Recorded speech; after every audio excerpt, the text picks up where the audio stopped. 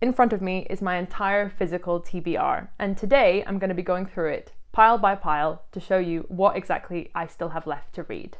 Hi, I'm Iona and welcome back to my channel, I Own a Book or Two. Now, I own just over 250 books, but according to my statistics, over half of these are still unread. I currently organise my to-be-read pile in one of two ways. I have my priority reads, which are on my TBR cart, and then scattered throughout my shelves I still have other books that I haven't read yet. For the purposes of this video, I have organised my books into very specific categories, which hopefully is more interesting than a book-by-book analysis. It also should showcase some of the broad themes of my book collecting and at least teach you a little bit more about the kind of books I like to read, or at least the kind of books I like to buy. Before I continue talking for far too long, let's get on with the video. So starting off, we have my classics pile. I have organised this into classics and modern classics all together. I don't know what the line is between a classic and a modern classic. To Kill a Mockingbird, classic. The Handmaid's Tale, modern classic, but I still think deserving of the title classic, you know? Here is a selection of the modern classics. We have things like A Little Friend by Donna Tartt and The Goldfinch by Donna Tartt. We have The Beekeeper of Aleppo. We've got The Alchemist. And these are things that I would consider, they have the same energy to me as a classic in the sense that I don't want to read them, but but I think that they're important works of literature and important books to own, and I hope that I will get to them at some point, but I have no real pull towards them, which is very similar to how I feel about a lot of the classics I own. These, for example, are the classics. The Bell Jar by Sylvia Plath, The Three Musketeers by Alexandre Dumas, Captain Corelli's Mandolin, which I know is published in 1994, but I still consider it a classic, and The Picture of Dorian Gray, and Little Men by Louisa Alcott, which is the sequel to the Little Women book. Again, I have no real desire to read these, but they're on my TBR for that period of time where I want to get very pretentious, I think is the word I'm looking for. I will get round to them at some point, I know that, but it's just there's nothing pulling me to read these at the moment, you know? The next category on the TBR is special hardbacks. Now, these are books I have collected. I would say definitely collected. We have The Hound of the Baskervilles, a very special edition of that in a nice hardback. And then we have some much older books that I have been collecting. We have a nice old edition of Great Expectations by Charles Dickens. We have a first edition Winnie the Pooh, The House at Pooh Corner, which has a gorgeous gold foiling of Winnie the Pooh and Christopher Robin. We have Hans Christian Andersen's Fairy Tales, and we have, possibly the most treasured book of all, is this very battered edition of poetry by T.S. Eliot. Now, this was something that my dad bought in a library sale. It's an ex-library book, and it was originally published in the 1920s. So this to me is it's so broken and battered, the spine's kind of coming apart, but this is something I really, really treasure. The next category on the TBR is the unreadables. These are so called because they are not books that are actually meant to be read. We have a German dictionary, Cain's Jawbone, Mendelssohn's Violin Concerto, the Myrtle Puzzle Book, The Great British Bucket List, GCHQ Puzzle Book. These are not books I'm ever going to actually have read, but as they were on my TBR officially, I feel like I should include them in this video. Now, from books that can't be read to books about books. This pile weighs a ton. This is the books about books pile. This includes things like fiction books, such as the Dictionary of Lost Words and the Liar's Dictionary, but it also includes books like Eliot's Book of Bookish Lists and The Book Lover's Bucket List, and even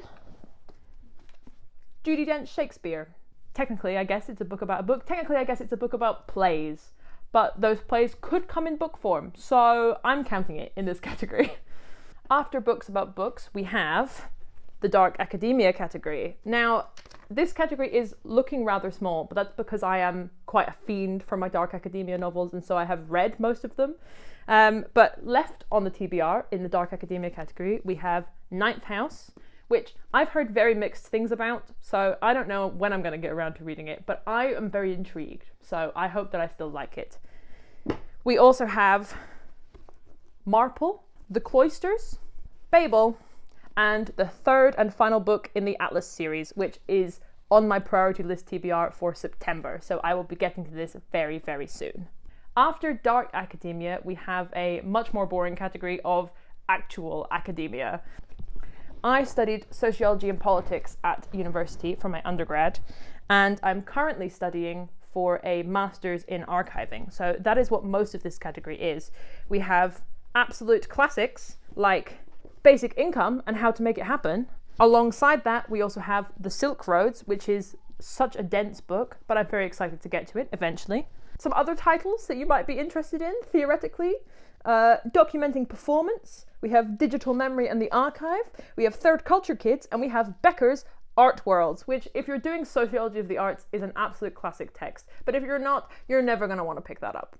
The next category on the TBR is dad books. This I'm defining as books that my dad or stepdad have given me, or anything that screams man fiction. For example, we have Terry Pratchett and Douglas Adams, and also Stephen Fry. More Terry Pratchett and Douglas Adams, and a book about the band Queen. And Lord of the Rings, and a Kurt Vonnegut book.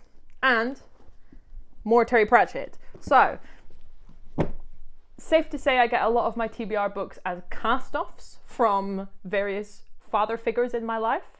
But I love Terry Pratchett, so these are all very much on a TBR that will be read, but there are 40-something books in that series, so I am taking my time. In contrast to the dad books, we have mum fiction. Now, these aren't necessarily books that my mum has given me, although The Cactus is, and I still have to read that and give that back to her. But the rest of them are books I think would be picked up by women of a certain age, specifically the two Maggie O'Farrells, which, no shade on Maggie O'Farrell at all, because I absolutely love her writing so much. And also Lake of Dreams, which I have read a Kim Edwards book before, which I really, really enjoyed. I apparently, at some point in my life, got a bit of the way through this, as there is a theatre ticket bookmark on page 130, but I remember absolutely nothing that happens in this book, so I am counting it as unread. After the parental fiction, we have The Book You Wish Your Parents Have Read, which takes us nicely into the healing category of books. These are books that I consider to be healing in some way, either self-helpy in the Book You Wish Your Parents Had Read, or possibly more books that may give you advice, or books about relationships. Of course, I Am by Maggie O'Farrell is about her 17 brushes with death throughout her life, which I feel will be a very uplifting and inspiring and hopeful book about life. We also have The Boy, the Mole, the Fox and the Horse, which was given to me by my dad when I graduated, and I still haven't read this, but I do think that's because I am afraid of crying. So I will be reading this at some point when I have an excess of tissues in my house. After the healing fiction, we then move on to a pretty big category on my TBR. These are various fiction and non-fiction books that I would say are mainly about gayness. We have a lovely little pocket guide to being non-binary. We then have Trans Britain, which I picked up very recently from a local bookshop here in Aberdeen. We then have a couple of fiction books, which are again, have big themes of gayness, close to home. Check Please, which is, if you haven't heard of Check Please, you can read it for free. It's a webcomic, but I own the physical copy of the first comic because I love it so much. It's about hockey and baking and being gay. So if you haven't read this, I would totally check it out. It is so, so good. We also have two books by Jeanette Winterson, who I absolutely love. And we also have Miriam Margolyes's book, which I also need to get to. She is iconic and I desperately need to read this. Another category we have is myths and legends. This is a combination of mostly British myths and Greek myths, and I think there is one inspired by Chinese mythology in there. I would say the one I am most looking forward to is right at the bottom, so let me just grab that really quick. This is Hag. I got this a couple of years ago from Rare Birds bookshop, and this is a fantastic collection of British folklore stories reimagined from a feminist perspective. So I'm hoping to pick this one up finally this autumn. This category is pretty small, and that's because it reveals something deep about myself, which is that I hate being scared. These are books that I would consider my spooky, scary books on my TBR, and that is why they have gone unread for so long. Specifically, The Red House, which I think I picked up maybe in 2018 or 2019 and still have not read because it just looks pretty spooky. Similarly, this one in the middle here, The Reptile Memoirs, is a Nordic fiction book which has been translated, and it's got a snake in it. I probably will never read this. The cover is so interesting, and I do really want to read it, but I will need to be wide awake with a blanket over the top of my head. Now, from scary books, we're on to Scotland books. These aren't all necessarily exactly about Scotland, but they're either fiction set in Scotland or books that have some bearing to debates in Scotland at the moment. We have 40 Coast and Country Walks in Aberdeen and Aberdeenshire, but we also have books like The History of Wolves in the UK and the mythology that surrounds them. And there is a debate going on that props up periodically in Scotland about re-releasing wolves into the habitat. So I think this is very much placed in the Scotland category for a reason. We also have two lovely fiction novels set in Scotland. This one is about Robert Burns and his wife, and this one is a mystery series, the first book in a mystery series by a Scottish author. And then we also have A to Z of Scottish plant names and A Wild Guide to Scotland. Then we are on to another big category behind me, which I would class as broadly historical. Now, some of these are possibly borderline because they're historical fantasy. Specifically, I'm talking about The Undermining of Twyla and Frank, which is the second book in a series by Megan Bannon. I loved the first one, but it is kind of historical because it's got a kind of cowboy theme to it, American West theme, but it's still very much in a fantasy world. We also then have other books such as The Royal Game by Anne O'Brien, The Silk Weaver by Liz Treneau, Lost Pianos of Siberia, which is a non-fiction book about pianos in Siberia, and we also have Ben Elton's Two Brothers, which is set during the Cold War, where two brothers find themselves on either side of the Berlin Wall. Now, this next category is a little bit of a stretch, I would say. These are books that I would consider political or personal apocalypse fiction. Maybe you would disagree with me for some of these books, but definitely Day of the Triffids is apocalypse fiction. I have been haunted by this book since I was about 14. I still have not read it. I read the first 6 chapters or so when I was 14 years old. I got too scared, put it down. So it is still haunting me to this day. Thank you to the English teacher that gave this book to me.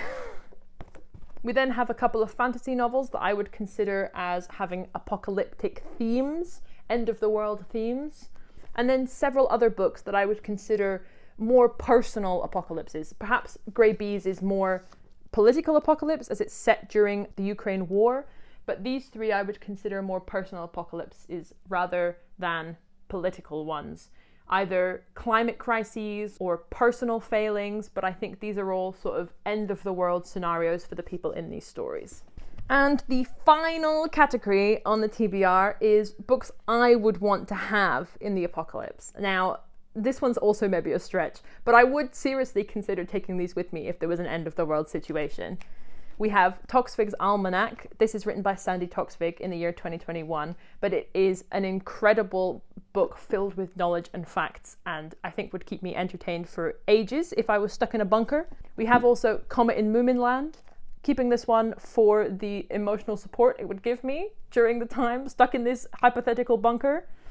We then have Agatha Christie's Miss Marple stories.